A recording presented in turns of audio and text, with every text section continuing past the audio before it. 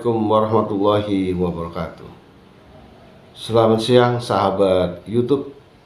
Di channel YouTube Johan Chandra Dinata dimanapun saja Anda berada. Apa kabar Anda pada hari ini? Semoga Anda semua dalam keadaan sehat walafiat, tidak kurang suatu apapun, dan selalu dalam lindungan Allah Subhanahu wa Ta'ala, ditutup semua aib-aibnya. Jumpa lagi dengan saya Johan Chandra Dinata di channel YouTube Johan Chandra Dinata.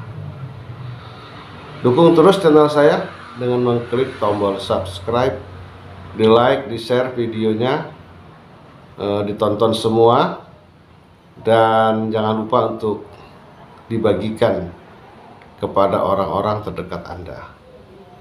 Bagi Anda yang telah terjebak menjadi korban pemerasan modus PCS, segera Anda mencari solusi. Segera Anda temukan langkah-langkah dengan menyimak video-video saya. Atau Anda bisa konsultasi langsung dengan saya di nomor WA 0853 7850 8933.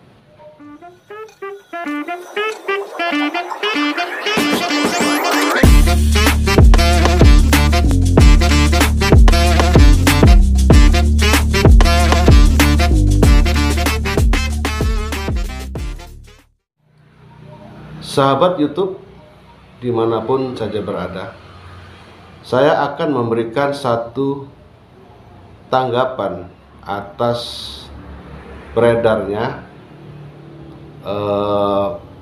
video PCS seorang anggota Polri yang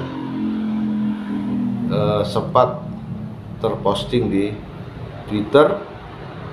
Dan ternyata anggota Polri itu saat ini informasinya telah dipecat secara tidak hormat. Sebenarnya saya ingin tahu sih, modus apa yang dilakukan oleh pelaku kepada si korban. Tidak diceritakan dalam informasi di media online tersebut kronologis dari peristiwa itu. Kenapa sih terjebak? Apa yang telah ia lakukan? Kemudian siapa lawannya yang dianggap sebagai pelaku ini? Nah, ini tidak saya dapatkan informasi secara jelas. Yang ada hanya berita adanya video PCS beredar, dan ternyata seorang anggota polisi akhirnya dia dipecat secara tidak hormat. Melihat permasalahan ini, saya tidak begitu sepakat kalau kasus ini hanya berhenti pada pemecatan si anggota polisi tersebut. Alangkah baiknya jika polisi pun menelusuri siapa pelaku, siapa yang menyebarkannya, sehingga terjadi keseimbangan dalam kasus ini. Silakan kalau si korban dilakukan pemecatan secara tidak hormat. Walaupun saya sendiri belum melihat kronologis seperti apa awal kisah dan sebagainya. Yang saya dapat hanya informasi penyebaran video PCS anggota polisi lalu sudah dipecat. Nah, jika tanpa ada penelusuran dari polisi sendiri untuk mengetahui bahkan sampai bisa menangkap pelakunya, bisa menangkap siapa penyebarnya, maka penyebaran video PCS ini nanti ke depan akan semakin berani pelaku untuk nekat menyebarkan video-video PCS hasil kejahatan pelaku dalam rangka upaya pemerasan kepada korban. Dan perlu diingat bahwa korban adalah masyarakat Indonesia, Pak. Korban adalah masyarakat Indonesia. Kalau pelaku juga masyarakat Indonesia, tapi pelaku adalah kategori kelompok penjahat. Semestinya Polri bisa memahami mengapa si anggota polisi ini menjadi korban. Mengapa masyarakat juga banyak menjadi korban? Kenapa kok bisa terjebak PCS? Nah, jadi harus dipelajari, Pak. Masyarakat tidak semuanya adalah, maksud saya begini, tidak selamanya kita menganggap korban adalah orang yang buruk, orang yang mempunyai perilaku yang jahat, mempunyai perilaku yang tidak baik. Tidak selamanya semuanya seperti itu. Tapi mengapa mereka terjebak? Keahlian pelaku yang begitu luar biasa. Pelaku sangat pandai dalam mengolah. Pelaku sangat pandai dalam bagaimana bisa menjebak korban. Banyak dari yang konsultasi dengan saya, para korban itu ternyata memang orang-orang baik. Banyak dari klien saya, korban-korban PCS ini sudah konsultasi dengan saya, itu orang-orang baik. Mereka terjebak karena tipu daya, keahlian oleh pelaku, bagaimana supaya bisa menaklukkan, bisa menjebak korban. Walaupun ada juga yang memang pelaku, korban yang memang memiliki keisengan. Keisengan, dia coba-coba, nah ini bisa katakan perilaku yang nggak bagus lah. Jadi sangat miris sekali kalau si anggota polisi ini dipecat tanpa Polri menelusuri siapa pelakunya, siapa penyebarnya, supaya ada keseimbangan. Kalau tidak ada langkah untuk menindaklanjuti ke sisi yang lain dengan menangkap pelaku, menangkap penyebar, maka gawat nih, Pak. Akan menjadi satu hal yang membuat pelaku semakin nekat, semakin berani memviralkan video-video PCS.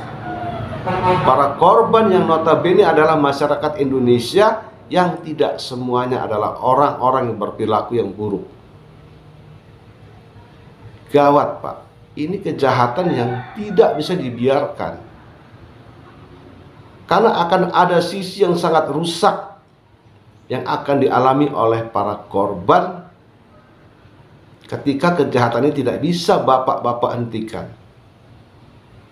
Memang tidak mudah untuk memberantas pelaku ini, tapi bagi saya itu sangat mudah jika Polri mau mengambil langkah untuk menangkap pelaku dengan sistem cara yang hanya Polri yang memiliki itu. Akan ada mental yang hancur, akan ada yang bunuh diri, bahkan akan ada yang kocar-kacir rumah tangga, sampai pada karir, karena ini menyangkut dengan aib. Jadi sangat tidak adil kalau hanya dipecat saja si anggota polisi ini. Saya sudah cukup lama membantu masyarakat yang menjadi korban untuk bisa lolos dari kejaran pelaku PCS, yang mana para klien saya rata-rata hampir mengalami depresi. Dengan berkonsultasi dengan saya bantu bagaimana cara agar mereka tidak depresi, agar mereka bisa segera kembali pulih mentalnya, agar mereka terlepas dari kejaran pelaku-pelaku PCS. Tapi kalau dengan adanya berita ini, Polri tidak melakukan tindakan apapun terhadap anggotanya sendiri, apalagi dengan masyarakat. Jadi saya sendiri agak kesulitan untuk membantu menekan angka kejahatan pemerasan modus PCS ini. Sekali lagi saya sampaikan permohonan maaf pada Polri agar kiranya setiap ada laporan yang masuk adalah korban-korban PCS, mohon untuk ditindaklanjuti agar kejahatan ini semakin turun. Bapak mungkin tahu kerugian apa yang dialami oleh masyarakat. Tidak hanya sebatas materi, tapi jiwa, raga, mental semuanya hancur. Itu yang dirasakan oleh korban. Apalagi kalau memang benar-benar video mereka itu disebar luaskan oleh pelaku. Serasa dunia kiamat bagi mereka, Pak. Bayangkan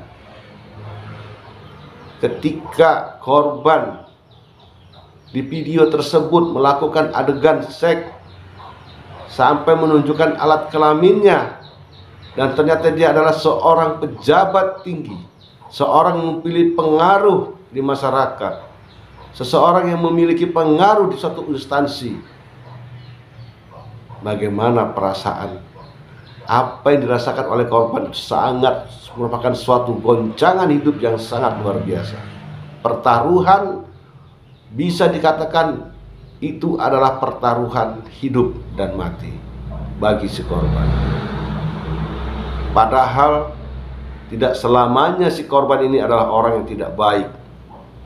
Mereka orang baik, hanya saja mereka dijebak, dirayu, diperdayai oleh para pelaku-pelaku yang memang sudah mahir dalam memperdaya korban.